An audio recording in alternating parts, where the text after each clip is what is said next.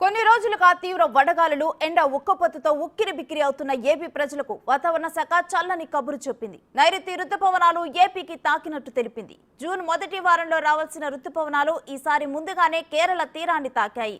కేరళ తీరాన్ని తాకిన నైరుతి రుతుపవనాలు చురుగ్గా విస్తరిస్తూ ఉండటంతో రాయలసీమలోకి ప్రవేశించాయని వాతావరణ శాఖ వెల్లడించింది. ఈ రుతుపవనాలు క్రమంగా కదులుతూ 2-3 రోజుల్లో ఏపీ వ్యాప్తంగా విస్తరించనున్నాయి. దీంతో రాష్ట్రంలో తేలికపాటి నుంచి మోస్తరు వర్షాలు కురిసే అవకాశం ఉన్నట్లు తెలుస్తోంది. పలు ప్రాంతాల్లో భారీ నుంచి అతి భారీ వర్షాలతో పాటు పిడుగులు కూడా పడొచ్చని అధికారులు చెబుతున్నారు. గంటకు 30 నుంచి 40 కిలోమీటర్ల వేగంతో ఈదురుగాలు వీచే అవకాశం ఉందని స్పష్టం చేశారు. దీంతో పలు జిల్లాలకు ఎల్లో, ఆరెంజ్ అలర్ట్ జారీ చేశారు అధికారులు.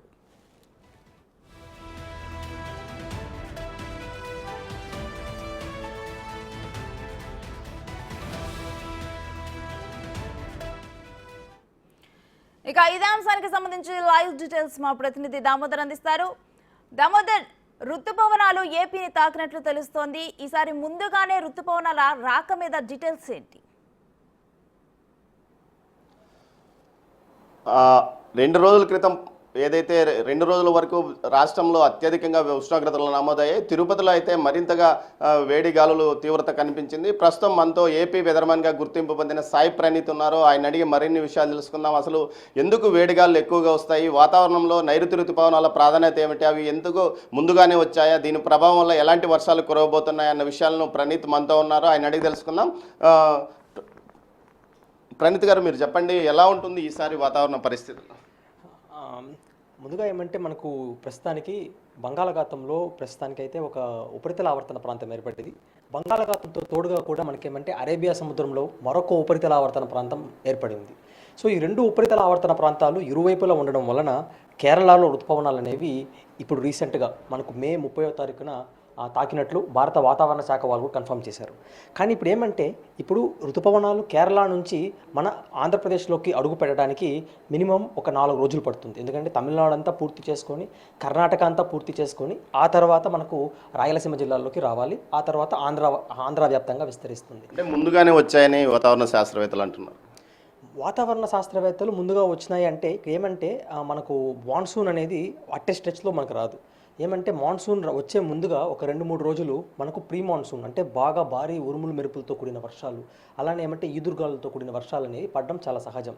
ప్రస్తుతానికి మనము ప్రీ మాన్సూన్ కండిషన్లో మనకు దక్షిణ ఆంధ్రప్రదేశ్ కానీ మొత్తం ఆంధ్రప్రదేశే మనకు ఉంది. సో ఇప్పుడు ఈ ప్రీ మాన్సూన్ కండిషన్ అయిన తర్వాత జూన్ 4వ తారీఖునకి ఋతుపవనాలు మన ఆంధ్రప్రదేశ్ రాష్ట్రంలోకి ప్రవేశిస్తుంది. ఈ వేడి ఇంకా తగ్గడం లేదు. సాయంత్రానికి ఈదురుగాలు వస్తున్నట్లు అనిపిస్తుంది, కానీ ఉదయం 8 గంటల నుంచి వేడి ప్రారంభమవుతుంది. సాయంత్రం 4 గంటల వరకు విపరీతమైన వేడి, బయటికి రావడానికి కూడా ప్రజలు భయపడుతున్న పరిస్థితి కూడా కనిపిస్తుంది. కరెక్టే అండి. ఎందుకు అంటే మనకు ప్రస్తుతానికి ఇప్పుడు నెలకొని ఉన్న వాతావరణ పరిస్థితిని ఒకసారి చూస్తే మనకు పశ్చిమ దిశ నుంచి గాలులు వస్తున్నాయి. అంటే ఏమంటే భారతదేశంలోని మధ్య భాగాలు, ఇప్పుడు మనకు కర్ణాటక కావచ్చు, లేకపోతే రాయలసీమ జిల్లాలోని మధ్య భాగాల్లో ఉన్న వేడంతా ప్రస్తుతానికి కోస్తాంధ్ర వైపుగా వస్తుంది. సో పశ్చిమం నుంచి వచ్చే గాలులు కాబట్టి కోస్తా వైపుగా మనకు వస్తుంది. ఇక్కడ ఒకసారి మ్యాప్లో చూసినామంటే మనకు గాలులు వచ్చేసి ఇలా అరేబియా సముద్రం నుంచి ఇలా మనకు కిందకు వచ్చి ఇక్కడ ఈ యారోస్ ప్రకారం అంటే ఇక్కడ మధ్య భాగంలో ఉన్న ఈ వేడి ఉష్ణోగ్రతలన్నీ తీసుకొచ్చి ఇలా కోస్తా వైపుగా వదులుతుంది. కాబట్టి శ్రీకాకుళం నుంచి అప్ టు మనకేమంటే శ్రీహరికోట అంటే తిరుపతి జిల్లా వరకు టోటల్గా మనకేమంటే బాగా వేడిగా ఉంది. రాయలసీమ జిల్లాల్లో తీసుకుంటే కాస్తంత మనకు కోస్తాంధ్రతో పోలిస్తే కొంచెం చల్లగానే మనకు కనిపిస్తుంది. అలానే తెలంగాణ రాష్ట్రంలో కూడా సిమిలర్ ప్యాటర్న్ మనకు కనిపిస్తుంది. అంటే ఈ ఏదైతే ప్రైవేట్ వాతావరణ పరిశోధన సంస్థ ఈసారి భారీ వర్షాలు కురుస్తాయని చెప్తుంది, అది నిజమవుతాయి అంటారా? అంటే ప్రస్తుతానికి ప్రైవేట్ వాతావరణ శాఖ సంస్థ వాళ్ళు, వివిధ వాతావరణ సంస్థల వాళ్ళు కూడా ఏమంటే ఈసారి ఎక్కువగా వర్షం పడుతుందని చెప్తున్నారు. కానీ ఏంటంటే మనకు పరిస్థితులు ఒకసారి చూసినామంటే గతంలో మనకు ఎల్నినోతో పాటుగా లానినా, మనకు ఎల్నినో తర్వాత వెంటనే లానినా వచ్చిన సందర్భాలు, అలానే వచ్చేసి లానినా ఉన్నప్పుడు ప్రస్తుతానికి హిందూ మహాసముద్రంలో కొనసాగుతున్న అంటే ఉష్ణోగ్రత మార్పులు ఒకసారి మనం గతంలో తీసుకుంటే ఆంధ్ర తెలంగాణ రాష్ట్రానికి సాధారణం లేదా సాధారణం కంటే కాస్తంత ఎక్కువ వర్షాలు నమోదైంది. ప్రస్తుత వాతావరణ పరిస్థితిని ఒకసారి పరిగణనలో తీసుకుంటే రానున్న ఒక 4 నెలల దాకా మనకేమంటే వర్షాలు వచ్చేసి సాధారణ వర్షాలకు చాలా దగ్గరగా ఉండే అవకాశాలు కనిపిస్తుంది. కానీ మరీ తీవ్ర స్థాయిలో, మరీ ఎక్కువ స్థాయిలో మనకు వర్షాలు ఉండే అవకాశాలు ప్రస్తుతానికి కనిపించడం లేదండి. అంటే మొత్తం మీద అయితే గత 4 సంవత్సరాల పాటు భారీ వర్షాలు వచ్చాయి. లాస్ట్ ఇయర్ చాలా వర్షాభావ పరిస్థితి ఏర్పడింది. ముఖ్యంగా రాయలసీమ జిల్లాలో అయితే కరువు ఏర్పడింది, తాగునీటికి కూడా ఇబ్బంది ఏర్పడిన పరిస్థితి. కానీ తెలంగాణలో భారీ ఎత్తున వర్షాలు పడ్డాయి, వారికి సమృద్ధిగా వర్షాలు పడ్డాయి. తేడా ఏముందుకు వచ్చింది? అంటే జనరల్గా మనకు అంటే ప్రతి సంవత్సరంలో వచ్చేసి ఒక భారతదేశం మొత్తం తీసుకుంటే కొన్ని ప్రాంతాల్లో కరువులు అనేది ప్రతి సంవత్సరం వస్తుంటుంది, కొన్ని ప్రాంతాల్లో ఎక్కువ వర్షాలు వస్తుంటుంది. సో ఏమంటే లాస్ట్ టైం వచ్చేసి మనం తీసుకుంటే రాయలసీమ జిల్లాల్లో సాధారణంగా మనకు నైరుతి ఋతుపవనాల్లో అన్నిటికంటే మన తెలుగు రాష్ట్రాల అన్ని ప్రాంతాల కంటే తక్కువగా వర్షం నమోదయ్యే ప్రాంతం మన రాయలసీమ. సో రాయలసీమలో వచ్చేసి ఏమంటే తక్కువగా వర్షం నమోదవుతుంది కాబట్టి ఎక్కువగా కరువు వచ్చే అవకాశాలు రాయలసీమలో ఉంటుంది. ఆ పరిస్థితి బట్టి ఏమైందంటే గత సంవత్సరంలో తెలంగాణ రాష్ట్రంలో మనకు జూలై నెలలో మంచి వర్షాలు పడ్డాయి, కానీ రాయలసీమ జిల్లాల్లో ఆ టైంలో మనకు సరిగ్గా వర్షాలు పడలేక ఆగస్టు సెప్టెంబర్ రాయలసీమలో ఏ నెలలో అయితే వర్షాలు పడాలో ఆ నెలలో వర్షాలు పడని పరిస్థితులు లాస్ట్ టైం మనం చూసినాము. ఈసారి ఎలా ఉంటుంది వాతావరణం? జూలై నెలలో రాయలసీమలో పరిస్థితి, సకాలంలో రైతులు పంటలు వేసుకునేంత అవసరమైన వర్షమైనా వస్తుంది. ఈసారి ఏమంటే జూన్ జూలైలో ఏమంటే సాధారణం కంటే తక్కువగానే వర్షాలు నమోదయ్యే అవకాశాలు కనిపిస్తుంది. కానీ మనం ఒక్కసారి ఆగస్టు సెప్టెంబర్ ఒక్కసారి మనం తీసుకుంటే ఆ నెలల్లో మనకు ఋతుపవనాలు బాగా చురుగ్గా కదలడము, అలానే ఏమంటే బంగాళాఖాతంలో భారీ ఎత్తున అల్పపీడనాలు ఏర్పడి ఉత్తర భారతదేశం వైపుగా కదలడము. సో ఇలాంటి ప్యాటర్న్స్ ఉంటాయి కాబట్టి మనకు వర్షాలు అనేవి ఆగస్ట్ సెప్టెంబర్ నెలలో కాస్తంత అధిక వర్షపాతం నమోదయ్యే అవకాశాలు ప్రస్తుతానికి మనకు బాగా కనిపిస్తున్నాయి. సో ఏమంటే మొదటి 2 నెలలు వచ్చేసి కాస్తంత సాధారణ కంటే తక్కువగా ఉండే అవకాశాలు, ఆగస్టు సెప్టెంబర్ నెలల్లో సాధారణం కంటే కాస్తంత ఎక్కువ ఉండే అవకాశాలు కనిపిస్తాయి కాబట్టి ఓవరాల్గా నార్మల్గా ఉండే అవకాశాలు అయితే ప్రస్తుతం. కానీ గత 2-3 రోజులుగా ఏదైతే ఉమ్మడి అనంతపురం జిల్లాలో ఉరవకొండ, సత్యసాయి జిల్లాల్లో 5 సెంటీమీటర్ల వర్షపాతంతో పాటు 82 మిల్లీలీటర్ల వర్షపాతం, ఉరవకొండ ప్రాంతంలో సత్యసాయి జిల్లాలో అయితే 5 సెంటీమీటర్ల వర్షపాతం, ఈ విధంగా పెద్ద ఎత్తున వర్షపాతాలు నమోదవుతున్నాయి. దీంతోపాటు ఈదురుగాలులు, భారీ ఎత్తున మెరుపులు, వడగన్లు కూడా పడుతున్నాయి, అదేవిధంగా పిడుగులు పడుతున్నాయి. ఈ పరిస్థితికి కారణం ఏమన్నా? అంటే జనరల్గా ఇప్పుడు ఒక 2-3 నిమిషాల ముందు చెప్పిన విధంగానే మనకేమంటే ఋతుపవనాలు వచ్చే 2-3 రోజుల ముందు మనకేమంటే ప్రీ మాన్సూన్ అంటే ఋతుపవనాలకి ముందస్తు పడే వర్షాలు అనేవి జనరల్గా పడుతుంది. దాన్ని మనము తెలుగులో తొలకరి అంటాం. సో ఈ తొలకరి వర్షాలు పడేటప్పుడు ఏమంటే సాధారణంగా ఉరుములు మెరుపులతో, ఈదురుగాలులతో, అలానే వచ్చేసి బాగా మనకు భారీ ఎత్తున వర్షాలు అనేవి అంటే వైడ్ స్ప్రెడ్గా మనకు వర్షాలు పడతాయి. ఎప్పుడైతే ఋతుపవనాలు లోపలికి వస్తుందో అప్పుడు తుంపర్లుగా లేకపోతే ఎట్లా అంటే ఒక సాధారణ వర్షపాతంగా మనకు నమోదవుతుంది. సో ఏమంటే ఈ ట్రాన్సిషన్ జరుగుతుంది కాబట్టి మెల్లమెల్లగా రాష్ట్రంలో కానీ అలానే వచ్చేసి తెలుగు రాష్ట్రాల్లో కానీ ఏమంటే ఈ ఉరుములతో కూడిన వర్షాలు అనేవి రానున్న ఒక 3 రోజులు బాగా భారీ ఎత్తున పుంజుకునే అవకాశాలు కనిపిస్తున్నాయండి. తొలకరి వర్షాలు గతంలో ఏదైతే మే మొదటి వారంలో కానీ ఉగాది తర్వాత కూడా పడేటివి, అప్పట్లో వ్యవసాయదారులు దుక్కి చేసుకునేవారు. కానీ పరిస్థితి ఇప్పుడు జూన్ మొదటి వారంలోనే తొలకరి వర్షాలు వస్తున్నాయి. అంటే వర్షాలు ఆలస్యం అవుతున్నాయా లేకపోతే ఏం పరిస్థితి? అంటే జనరల్గా మనకు ఉగాది టైంలో పడేది, లేకపోతే వచ్చేసి ఏప్రిల్ మే నెలలో పడేది అంతా ఏమంటే అకాల వర్షాలు వచ్చేసి ఏమవుతుందంటే మనకు వడగండ్లతో కూడిన వర్షాలు, లేకపోతే భారీ ఎత్తున ఈదురుగాలతో కూడిన వర్షాలు మనకు జనరల్గా ఉంటుంది. కానీ ఎప్పుడైతే మనం ఋతుపవనాలకు చాలా దగ్గరగా వస్తామో అప్పుడు దీని యొక్క తీవ్రత అంటే ఇప్పుడు కొన్ని ప్రాంతాల్లో పడుతూ వస్తుంది. ఏప్రిల్ మే నెలలో ఇప్పుడు తిరుపతిలో పడుతుంది అంటే పక్కనున్న రేణిగుంటలో పడదు, లేకపోతే రేణిగుంటలో పడుతుంది అంటే పక్కనున్న శ్రీకాళహస్తిలో పడదు. సో అట్లాంటి పరిస్థితులు ఉంటాయి. కానీ ఎప్పుడైతే మనము ఋతుపవనాలు దగ్గరగా వస్తామో చాలా ప్లేసెస్లో పడుతుంది. ఇప్పుడు చిత్తూరు, తిరుపతి అన్ని ప్రాంతాలు ఒక ప్రాంతాల వారీగా వర్షాలు పడతాయి. సో ఆ ఇంటెన్సిటీ, ఆ వైడ్ స్ప్రెడ్ అనేది మనం ఋతుపవనాల దగ్గరకు వచ్చేసరికి ఇలా జరగడం అనేది చాలా సహజం. ఈసారి ఎలా ఉంటుంది? ఎలినినో లానినో ప్రభావం ఏమైనా ఉంటుందా, లేకపోతే మామూలు సకాలంలో వర్షాలు కురుస్తాయా? రైతులకు ఎలాంటి ఇబ్బంది లేకుండా?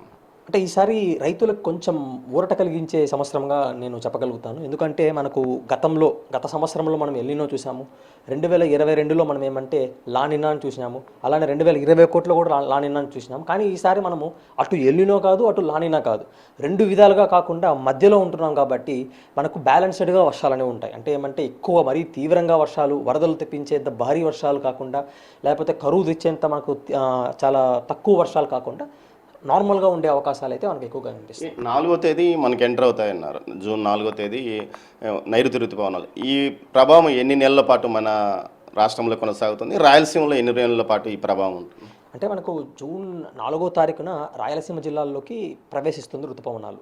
సో జూన్ 4వ తారీఖున ప్రవేశించిన తర్వాత జూన్ 7వ తారీఖునకి మనకు దక్షిణ తెలంగాణ ప్రాంతం, అలానే ఏమంటే మధ్య కోస్తాంధ్ర ప్రాంతం వరకు అంటే ప్రకాశం జిల్లా ఉత్తర భాగం వరకు ఋతుపవన విస్తీర్ణం అనేది మనకు ఉంటుంది. కానీ జూన్ 7 తర్వాత ఇప్పుడు ఉన్న పరిస్థితులకి కాస్తంత భిన్నంగా కాస్తంత ఏమంటే ఆపోజిట్గా మనకు కనిపిస్తుంది. ఎందుకు మనకు కనిపిస్తుంది అంటే బంగాళాఖాతంలో ఏర్పడ్డ ఉపరితల ఆవర్తన ప్రాంతం బలహీనపడడం, అలానే అరేబియా సముద్రంలో ఏర్పడ్డ ఉపరితల ఆవర్తన ప్రాంతం భారతదేశం భూభాగం నుంచి దూరంగా వెళ్ళడం వలన మనకేమవుతుందంటే రానున్న రోజుల్లో పరిస్థితులు తారుమారయ్యే అవకాశాలు కనిపిస్తుంది. కాబట్టి కోస్తాంధ్ర, మధ్య కోస్తాంధ్ర, ఉభయ గోదావరి, ఉత్తర కోస్తాంధ్ర, అలానే ఉత్తర తెలంగాణ, మధ్య తెలంగాణ జిల్లాలకి ఋతుపవనాలు ఆలస్యం చెందే అవకాశాలు కనిపిస్తుంది. ఎన్ని రోజులు ఆలస్యం చెందుతుందంటే 1 వారం నుంచి 2 వారాలకు ఆలస్యం చెందే అవకాశాలు కనిపిస్తున్నాయి. మనకి ఏదైతే కృష్ణా కానీ గోదావరి నది కర్ణాటక, తమిళనాడు, మహారాష్ట్రలో భారీ వర్షాలు కురిస్తేనే మనకి ప్రభావం. కర్ణాటక, మహారాష్ట్ర ఈసారి అక్కడ ఎలా ఉంటుంది? మనకు అటువైపు నుంచి వర్షపు నీరు, వరద నీరు భారీ ఎత్తున వచ్చే అవకాశం ఉందా వర్షాలు బాగా కురిస్తే? అంటే డెఫినెట్గా ఈసారి ఏమంటే మనకు పాజిటివ్ ఐఓడి అంటే హిందూ మహాసముద్రంలో మనకేమంటే ఉష్ణోగ్రతలు అరేబియా సముద్రంలో ఎక్కువ ఉండడం వలన ఋతుపవనాలు వచ్చేసి వెళ్ళి ఇక్కడ వెస్టర్న్ ఘాట్స్ అంటాం. అంటే ఏమంటే మనకు పశ్చిమ కనుమలు అంటాం. ఈ పశ్చిమ కనుమలని బాగా ఢీకొని, ఈ గాలులు బాగా ఢీకొని మంచి వర్షాలు కురవడం జరుగుతుంది తప్పకుండా. సో కాబట్టి మనకేమంటే కృష్ణా రివర్ క్యాచ్మెంట్ ఏరియా అంటే మనకేమంటే మహాబలేశ్వర్ కావచ్చు, లేకపోతే గోదావరి నది క్యాచ్మెంట్ ఏరియా నాసిక్ కావచ్చు. సో ఇలాంటి మహారాష్ట్రలో ఉన్న ఇలాంటి ప్రాంతాల్లో సమృద్ధిగా వర్షాలు పడే అవకాశాలు ఉంటున్నాయి. ఈసారి గోదావరిలో వరద వస్తుందా లేదా అన్న దాని గురించి ప్రస్తుతానికి ఎలాంటి కన్క్లూషన్కి వెళ్ళలేము. అది సీజన్లోకి వెళ్ళగానే మనం చెప్పగలుగుతాము. కానీ ఈసారి సమృద్ధిగా వర్షాలు పడి నదీ ప్రవాహం ఉండి మన రైతులకి, మన అంటే మన తెలుగు రాష్ట్రాల్లో ఉన్న ప్రజలకి మేలు కలిగించే విధంగా ఆగస్ట్, సెప్టెంబర్ నెలలు ఉండే అవకాశాలు మనకు కనిపిస్తాయి. కానీ ఉష్ణోగ్రతలు ఏదైతే మనం ఊహించిన ఉష్ణోగ్రతలు 50 డిగ్రీల వరకు కొన్ని చోట్ల నమోదైంది. అయితే ఆంధ్రప్రదేశ్లో 46, 47, 48 వరకు, మన రైనుగుంటలో అయితే 46 డిగ్రీల ఉష్ణోగ్రత నమోదైంది. మరి ఇలాంటి ఉష్ణోగ్రతలు అది కూడా జూన్ నెల మొదటి వారంలో నమోదు కావడం ఇది ఏదైనా ఇబ్బందికరమైన పరిణామం? అంటే ఇప్పుడు మనకు 50 డిగ్రీలు నమోదైంది అంటే మనకు యాక్చువల్గా ఇప్పుడు భారత వాతావరణ శాఖ వాళ్ళు కూడా కన్ఫర్మేషన్ ఇచ్చారు. ఢిల్లీలో 56 డిగ్రీలు, అలానే నాసిక్లో వచ్చేసి నాగ్పూర్లో వచ్చేసి 53 డిగ్రీలు. సో ఇలాంటి అధిక ఉష్ణోగ్రతలన్నీ నమోదైనాయని చెప్పారు. అట్ ద సేమ్ టైం వాళ్ళు ఏం కన్క్లూషన్ ఇచ్చారంటే ఈ 2 చోట్లలో నమోదైన 50 డిగ్రీల కంటే ఎక్కువ నమోదైన ఉష్ణోగ్రతలు అవాస్తవం అని కూడా పక్కనే స్టేట్మెంట్ కూడా ఇచ్చారు. సో మనకేమంటే భారతదేశం వ్యాప్తంగా ఈ సంవత్సరంలో ఎక్కడా 50 డిగ్రీలు దాటలేదు. అట్ ద సేమ్ టైం వచ్చేసి మన ఆంధ్రప్రదేశ్లో వచ్చేసి 46, 47, 48 రావడం చాలా సహజం. అది కూడా ఏమంటే మనకు రేణిగుంట లాంటి ప్రాంతం, అదే తిరుపతి లాంటి ప్రాంతం కావచ్చు, విజయవాడ కావచ్చు, లేకపోతే మనకు గోదావరి జిల్లాలోని పలు భాగాలు. సో ఇలాంటి ప్రాంతాలు అంటే సముద్రానికి 100 కిలోమీటర్ల దగ్గర ఉన్న ప్రాంతాల్లో ఇలా ఉష్ణోగ్రతలు ఏర్పడడం చాలా సహజం అండి. అంటే ఈసారి మొత్తం మీద రైతులకు మంచి వాతావరణం ఉంటుందని మీరు చెప్తున్నారు. కానీ స్కైమ్యాట్ మాత్రం ఊహించిన విధంగా ఎక్కువ వర్షపాతాలు కురుస్తాయని చెప్తుంది. స్కైమ్యాట్ అంచనాలు ఎందుకు ఆ విధంగా అతిగా వేశారనుకుంటున్నాను? అంటే ఇప్పుడు అంటే ప్రతిదానికి వెనకాల ఒక బిజినెస్ లాజిక్ ఏదో ఒకటి ఉంటుంది. సో నేను వచ్చేసి ఏమంటే నా యొక్క అనాలిసిస్, నేను వచ్చేసి ఏ విధంగా అయితే వెదర్ని అబ్జర్వ్ చేస్తానో నా అబ్జర్వేషన్ బట్టి నేను మీకు రిజల్ట్స్ అనేది ఇవ్వగలిగినాను. స్కైమెట్ వాళ్ళు ఏమనుకుంటున్నారు, వాళ్ళు వచ్చేసి ఏ అజెండాతో వాళ్ళు వచ్చేసి ఈ ఫోర్కాస్ట్ ఇస్తున్నారు అన్నది నాకు కంప్లీట్గా తెలియదు. నా అనాలిసిస్ ప్రకారం వచ్చేసి ఎక్కువ మోతాదులో భారీ ఎత్తున వరదలు మనకు 2021లో వచ్చిన విధంగా, 2020లో వచ్చిన విధంగా అంతంత తీవ్రమైన వరదలు మనకు వచ్చే అవకాశాలు మాత్రం లేవు. కానీ ఏమంటే కొన్ని చోట్లలో మనకు కొన్ని చిన్న వరదలు ఉంటాయి. అంతేకాని భారీ ఎత్తులో ప్రాణ నష్టం జరిగే చాలా విపరీతమైన వరదలు అనేవి ఈసారి ఉండే అవకాశాలు లేవండి. మొత్తం మీద ఈ వేడిగాలు ఎప్పటి నుంచి తగ్గిపోయే అవకాశం ఉంది? ప్రజలు ఉపశమనం పొందే అవకాశం ఏ రోజు నుంచి ఉంది? అదో శుభవార్త ప్రజలకు. డెఫినెట్గా అంటే ఏమంటే మనకు ప్రస్తుతానికి వేడిగాలుల నుంచి రాయలసీమ జిల్లాలో ఉపశమనం తప్పకుండా చెందుతుంది. ఎందుకంటే ఋతుపవనాల ఆగమనం అనేది రాయలసీమ జిల్లాలో పూర్తి స్థాయిలో ఉంది. కానీ కోస్తాంధ్ర జిల్లాలు తీసుకుంటే, ఒకటి మనం మధ్య కోస్తాంధ్ర జిల్లా తీసుకున్నా, లేకపోతే ఉత్తర కోస్తాంధ్ర జిల్లా తీసుకున్నా, ఈ 2 ప్రాంతాల్లో ఏమంటే కాస్తంత మనము వేచి ఉండాలి, అంటే ఓపికతో వేచి ఉండాలి. ఎందుకంటే ఋతుపవనాలు అనేవి కొంచెం మనకు డిలే చెందే అవకాశాలు ఇప్పుడు జూన్ 7 తర్వాత నుంచి కనిపిస్తుంది. మళ్ళీ జూన్ 16, 17కి మెల్లగా స్టార్ట్ అయ్యే అవకాశాలు, మళ్ళీ ఒక అల్పపీడనం ఉత్తర బంగాళాఖాతంలో ఏర్పడి అలా ఒడిషా వైపుగా వెళ్ళగా పూర్తి స్థాయిలో ఋతుపవనాలు మళ్ళీ పుంజుకునే అవకాశాలు కనిపిస్తుంది. కాబట్టి ఒక ప్రాంతం వారీగా చెప్తే రాయలసీమ జిల్లాలు, దక్షిణ తెలంగాణ జిల్లాల వరకు ఏమంటే ఉపశమనం ఇమీడియట్గా వచ్చే అవకాశాలు రానున్న ఒక 5-6 రోజుల లోపలనే అందరికీ ఉపశమనం వచ్చే అవకాశాలు ఉంటాయి. కానీ మధ్య కోస్తాంధ్ర, అలానే ఏమంటే ఉత్తర కోస్తాంధ్ర, ఉత్తర తెలంగాణ జిల్లాలు కాస్తంత టైం తీసుకొని వేచి ఉండాలండి. మొత్తం మీద ఈసారి మంచి వర్షాలు పడతాయంటున్నారు, రైతులకు ఉపశమనంగా ఉంటాయంటున్నారు. అదేవిధంగా మొత్తం ఈ అల్పపీడనాలు కానీ ఈ తుఫాన్లు కానీ ఈ నైరుతి ఋతుపవనాలకు సహకరిస్తాయా, లేకపోతే ఈ ఋతుపవనాలను ప్రభావాన్ని తగ్గించే అవకాశం ఉంటుంది? అంటే ఇప్పుడు మనకు ఋతుపవనాల్లో ఏర్పడే అల్పపీడనాలు లేదా వాయుగుండాలు వచ్చేసి ఋతుపవనాలు అంటే మనకు ఋతుపవన వర్షాలు పడ్డమే వచ్చేసి జనరల్గా ఎక్కడో ఒక చోట్లో అల్పపీడనం ఏర్పడడం లేదా ఉపరితల ఆవర్తన ప్రాంతం ఏర్పడడం లేదా వాయుగుండం ఏర్పడడం వల్లనే పడుతుంది. సో ఇప్పుడు నేను సాధారణ వర్షాలు పడుతున్నాయంటే మనకు జనరల్గా ఋతుపవనాలు అంటే ఋతుపవన సమయంలో ఈ 4 నెలల్లో అల్పపీడనాలు వాయుగుండాలు మన రాష్ట్రానికి అలానే మన తెలుగు రాష్ట్రాలకి అనుకూలంగా ఉండే విధంగా ఉంటాయి కాబట్టే నేను వచ్చేసి ఇలాంటి ఫోర్కాస్ట్ అనేది ఇవ్వగలుగుతున్నాను. అనుకూలంగా లేని టైం ఎప్పుడు వస్తుంది అంటే మనకు అక్టోబర్ నెలకి వెళ్ళేసరికి లేకపోతే నవంబర్ మాసంకి వెళ్ళేసరికి మన తెలుగు రాష్ట్రాలు కాకుండా బంగ్లాదేశ్ లేదా బర్మా వైపుగా ఏదైనా తుఫాను కానీ ఏదైనా అల్పపీడనం కానీ వెళ్ళిపోయింది అంటే అప్పుడు మనకు అనుకూలత అనేది ఉండదు. Okay, thank you.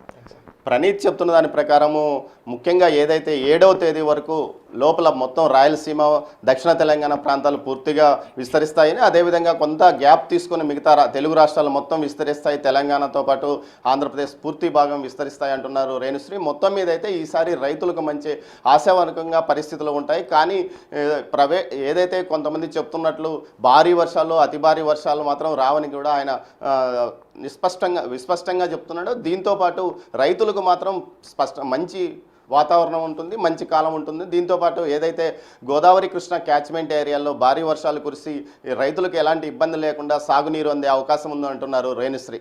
రైట్.